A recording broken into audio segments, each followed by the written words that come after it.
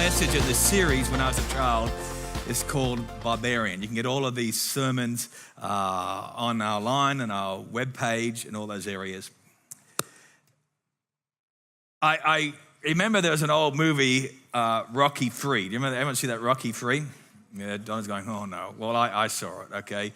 It was like whatever it was, fighting whoever he was fighting. There's been so many Rocky movies now, I can't remember who was fighting what, okay? But there was a particular quote I liked, which was his trainer, Mickey, okay? And there's a particular line he shared to him, and he says this: the worst thing that could ever happen to any fighter is that you get civilized. The worst thing that could ever happen to any fighter is that you get civilized. Now you might think, what on earth does that line have to do with us as Christians? Well, I believe that we as Christians, we as churches get more and more civilized. I can go back in history to when the Pentecostal Spirit-filled movement really gave birth in the 50s in particular, before there was the move around about 1968 here in Australia. And the born-again, Spirit-filled Christians were known as anything else but civilized. I remember, I think I was in grade 7 at school. And it was Kingston Primary School. And a good friend of mine, he'd been my friend for several years, his name was Gary Ship, S-H-I-P. And we'd been friends for a couple of years, but I never realized what his Christian orientation was. This was my first experience to a Spirit-filled, born-again believer. Now, we were raised as Methodists. In fact, our little Methodist church is where the Logan Hospital is, down Armstrong Road with a dirt track. And it was the Armstrongs had a big farm, cattle farm around there. And they'd given a little pocket of land, about an acre, that was cut out. And there was this little shack building that could probably sit 40 or 50 people in it. And there was a worse shack in the backyard that every summer we had to chase out snakes, where the kids would go for Sunday school. And when we went there, it was like 100 years old already by the German settlers. And there's a man by the name of Mr. Kratz, the name Streets Avenue. He was on the other side, had the dairy farm, and the trains used to run through and blah, blah, blah. So we were raised as Methodists. And that seemed to be nothing unusual. It was just the Methodists before this uniting business came in. So it was when I was in grade 7, and it was coming towards the end of the year, and Gary was going to go somewhere else, and I was going to the infamous Woodridge High School, okay? And he decided to tell me what his religious orientation was. I couldn't understand what he was getting at. Maybe it was his Sunday school at his church was telling him to tell someone about Jesus. And he decided that as being my friend for a couple of years and never telling me about Jesus, he would tell me about his Christian orientation. It didn't really go too well for him, but it kind of went like this. He said, "Are you a Christian?" I said, "I am." "What makes you a Christian?" "I'm a Methodist." All right. I said, "Are you a Christian?" He says, "I am." I said, "What's the name of your group?" He said, "Assemblies of God." And I said, "Is that one of those devil worshippers?" Because I never heard of Assemblies of God. Little did I know that in a couple of years we'd be at that very church and he would have moved on. It was called Mount Gravatt Assemblies of God, 81 Gosford Street, Mount Gravatt. Remember that address, John? 81 Gosford Street, Mount Gravatt. That was my first encounter with a Spirit-filled Christian. So they were anything but civilized, not in that he was a barbarian, but rather in that if you mentioned that name, it had a reaction by the community, had a reaction that the Methodist Church says to us, don't associate with such people. They're not normal. They speak in a weird language. How do you not know it's of the devil? Well, the tragedy today is that the movement that was so radical today don't speak in tongues in our own meeting. They said it's private. And the very thing that made them a barbarian has now made them civilized. And I think about us as a church when we started in that second week of June, 1992. And we were kind of like barbarians. We were in our living room, and perhaps you saw a bit of the video of it. You can go online. And we were just worshiping God, and Andrew Hannum was my music man, keyboard, and we're just out there, and we're just crazy. We didn't attract any well-to-do, well-meaning people. We just mainly attracted people who either knew us or were young. And I noticed as we look back over the last 25 years, how easy we have become civilized. And we lose that cutting edge of desire. Pastor, you can't do that. Pastor, don't go out here. Pastor, you can't go this way here. How many remember that old movie, Braveheart? You know, we say old movie now because there's probably a bunch you're born and that this film was made before you were born. But it was Braveheart, done by the Australian actor, Mel Gibson. And anyhow, I'm not going into that movie with him because the guy I want to talk about is called Robert the Bruce. Not Robert Bruce, but Robert the Bruce. I only have a few minutes. And Robert the Bruce was a Scottish nobleman. Like if Scotland had remained separate as it was, he would have been of the royal family. And we remember him most in the William Wallace movie because he was the one who betrayed William Wallace. He betrayed Mel Gibson. Here's the one where Mel Gibson went to battle fighting this knight. When he removed his helmet, it was the very man he'd given his commitment to. He was betrayed. And basically, it seemed like William Wallace then gave up on life. But after William Wallace was executed by the English, he rose up to lead Scotland to freedom. And he died in the year of 1329. I don't think anybody covers that time, right? All good? Colin? All good? No? Nobody? Yep. Okay. At the age of 54. Now, here's the thing. Just before his death, Robert the Bruce requested that his heart be removed from his body and taken on a crusade by a worthy knight. Can you imagine this? He was about to die. He knew he was going to die. And he says, when I die, from the moment of my death, I want my heart to be removed, and I want it to be taken on a crusade by a worthy knight. Now, one of his closest friends and allies was also in that movie. He was called James Douglas. And he was at the bedside of Robert the Bruce when he was dying, and he made the commitment to do as requested. So the heart of Robert the Bruce was removed and embalmed and placed in a small container that Douglas carried around his neck in every battle. In every battle that Douglas fought, he carried the heart of his former king in a box embalmed on a chain around his neck. In the spring of 1330, Douglas sailed from Scotland to Granada, which is Spain, and engaged in a campaign against the Moors. Now, the Moors is a Muslim group that had occupied all the way up through into Spain for several hundred years. And it was a battle to get the victory or to get the land back to the Spanish again. And predicament meant that Douglas found himself and his men surrounded in a situation where his death was both certain and imminent. He was surrounded by the Moors. He knew they wouldn't live. He knew that he and his men would die, vastly outnumbered. This is a true story. And in that moment, Douglas reached for the heart strapped around his neck. He broke it off. And in front of his men, he threw it into the enemy's midst. And he cried out to his men, "Fight for the heart of your king." And Douglas and all his men rode into the enemy, and they were all killed.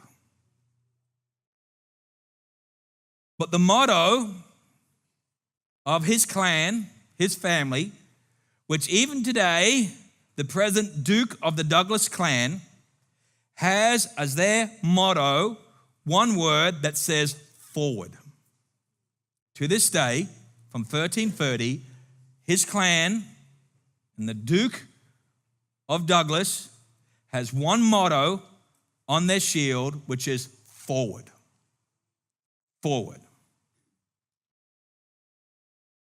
My challenge to us as Christians today is not to get involved in a physical battle with the physical weapons or with physical blood, but rather I want you to understand that to belong to God is to belong to his heart.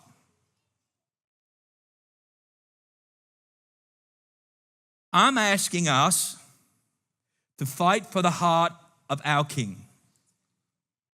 To put aside your hurts, to put aside the ill feeling, to put aside the injustices, to put aside the battles of life, to put aside what you think is fair or unfair or right or unfair, to put it aside and fight for the heart of our King. Because Christianity, over the past 2,000 years, let alone the past 25, let alone of the past 50 years, has moved from a tribe of renegades to more of a religion of conformists. It's amazing that when I got saved and I got born again, for a period of time I had longer hair, and for a little period of time I even had a stud earring, left ear only, okay? I'm gonna make that clear, okay? And when I came to church, it was said to me and of me, you need to conform. The way you appear, the way you dress is not acceptable. Now there's me and another guy, not Shane, there's me and another guy. The other guy says, who are you to tell us to conform, we're born again? And he was right, but wrong. He was right in that we're not judged by outward appearances, but he was wrong in that he opened the door for venom.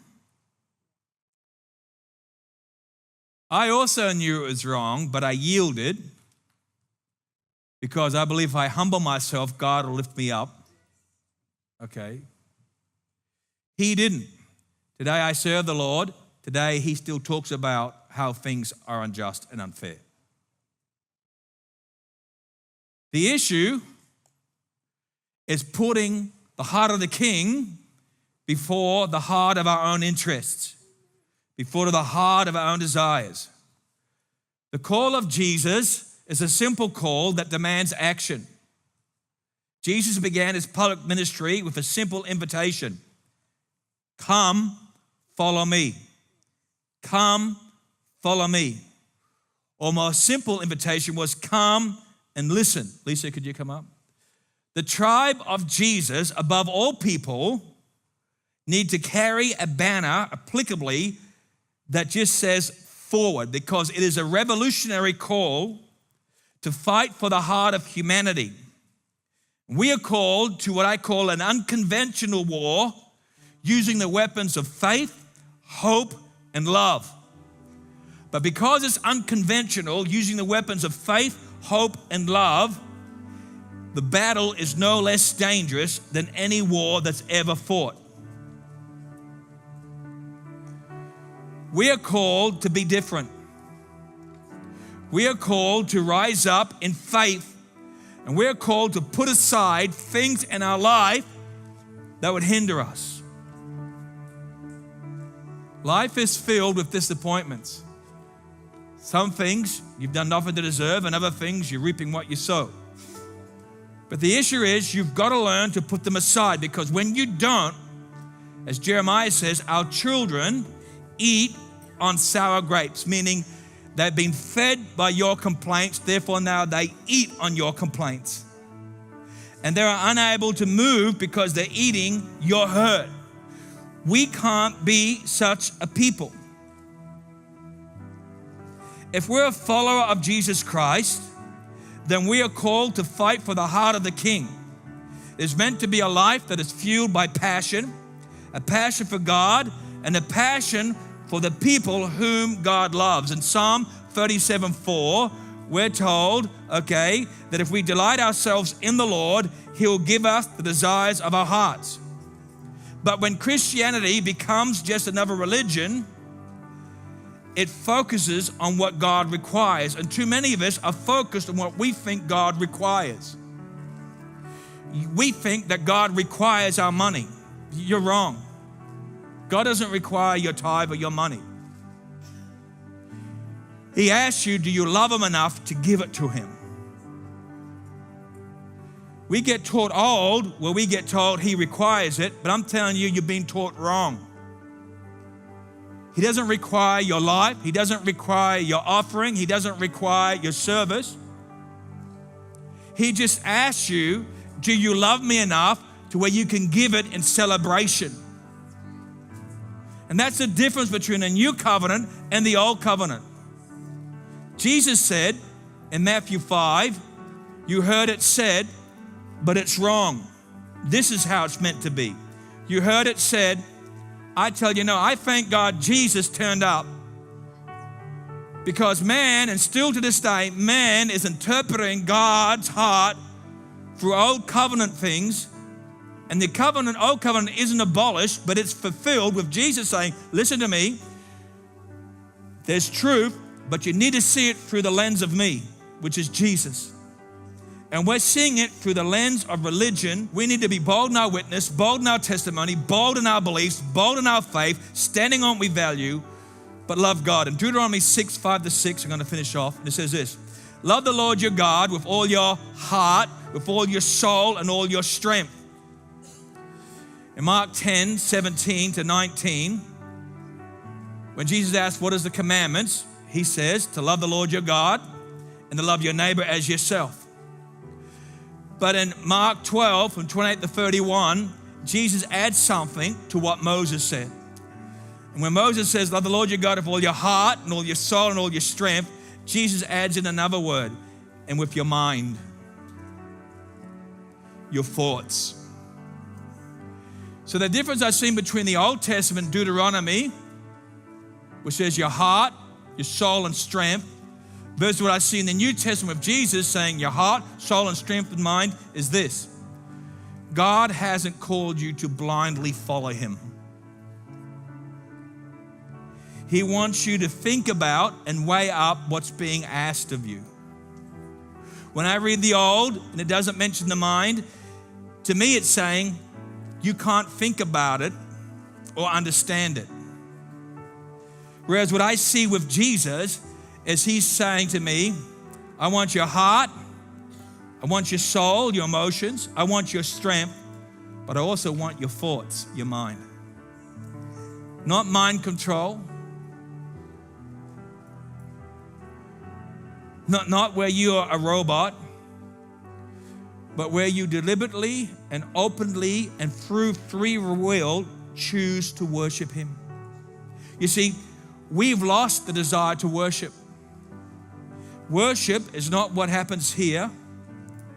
Worship is what happens when we leave here. Worship is when things don't go the way you want, when you face a tragedy, take control of your mind. When things happen that discourage you or hurt you, take control of your mind. When things happen in your finances and the areas, take control of your mind. That's why Jesus taught us through the Word that we need to have a renewed mind. It's great when we feel warm and fuzzy. Yes? No? I like it. I prefer to feel happy than sad. Anybody else? I prefer to be glad than mad. But I also know that my walk is not based upon that feeling, but it's a renewed mind that says He is God. Sometimes we get more caught in the Greek than we do in God's original word. And I understand where it comes from. It's about 300 BC to around about 200 BC, before Christ, I'm talking about. But 100 years, the Jewish population in Egypt found out that they had kind of lost the ability to understand Hebrew, so they commissioned, and ended up being 70, we call it Septuagint, means 70, okay, to write the Old Testament in Greek. We call that language Koine, okay? The problem is we began to bring in Greek thought over the Hebrew. For example, we would say that God is everywhere, and we prefer to use a Greek word which doesn't have the same meaning. So what's the word we use? What? Omnipresent, which is Greek. If you look up the meaning of that Greek word, it talks about the capability or the ability for God to be there. Why you want to use that word, I don't know. But in Hebrew, it's Yahweh Shema. And in looking at that area in Hebrew, it says God is always there. Always in the Greek is could be, maybe. In the Hebrew is always, because the Greek is based upon their beliefs of God through Plato and Socrates and Aristotle, which the early church fathers brought in because of their community. But in the Hebrew, it's Yahweh Shema. God is always there, which means no matter where you find yourself in life, good, bad, or indifferent, with much or with little, God's not a Greek God that could be there. He's from the Hebrew language that is always there. And He will never leave you nor forsake you. But He's an ever-present help in your time of need. I pray that you would allow yourself to be a part of a revolution. A revolution that says, I will boldly declare who God is, not just by merely my word, because if you have to speak it, it probably means it's not really happening, but in your life. And you do it through the love, right? You do it through what? Love, faith, hope. Love, faith, and hope. These are our weapons. These are the tools that will equip us for a revolution. Not a revolution with human blood or a revolution with human weapons, but a revolution that Jesus began on the day of His birth. Until He comes again, we press forward as His soldiers. Can you bow your heads right now? Father, I pray in the name of Yeshua, my King, that you would reveal yourself to us. You are God. Above you, there is no other. You're not just Elohim, God Almighty. You are Yahweh, our covenant God. You don't come to us purely in power, but you come to us in relationship. Yahweh Elohim, covenant with power. In our needs, you are El Shaddai. You are the one who has the power to take care of us in every situation we find ourselves in. Reveal, Lord, your Holy Spirit to each one, I ask.